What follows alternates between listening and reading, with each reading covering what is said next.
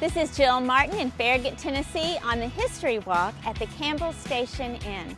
This historic inn has stood on the property for almost 200 years on the corner of Kingston Pike and Campbell Station Road. Originally, the property was owned by David Campbell, who was one of the very first European settlers in the area. He sold the property in 1824 to the Martin family, who really capitalized on the increasing traffic going back and forth in front of the inn. It is said that at least 200 travelers a day came in front of the inn either on foot, by wagon, or on horseback. Martin expanded the area and built outbuildings so that he could house up to 60 families every night in the outbuildings and inside the walls of the inn.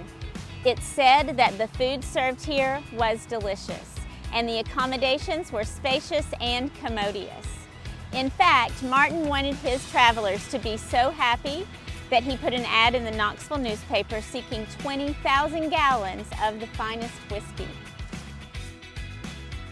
In addition to all of the historical facts that surround the inn, there's also the story of the white horse hidden in the basement. I grew up in this area, and my whole life I've heard the story of a white horse in the basement. And my parents also grew up in this area, and they've heard the same story. So the tale goes that during the Civil War, the family that lived in the house had a prized white horse. In order to protect it from the northern and the southern troops, they took it in the house with them and hid it in the basement. So is that story even true? Well, who knows? But there was an actual Civil War battle fought right here on this property in November of 1863. It began on the nearby Lenore plantation that is now called Lenore City. Confederate and Union troops were at battle, and the battle progressed this direction until it came right here on this property. The Union General Burnside and the Confederate General Longstreet clashed, and by nightfall, almost 700 men sadly had lost their lives right here. Burnside knew that his troops could not hold out much longer, so he devised an ingenious plan to outwit Longstreet. He enacted the plan during the night.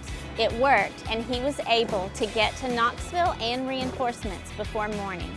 When Longstreet followed, he was defeated, and this area was then claimed for the Union.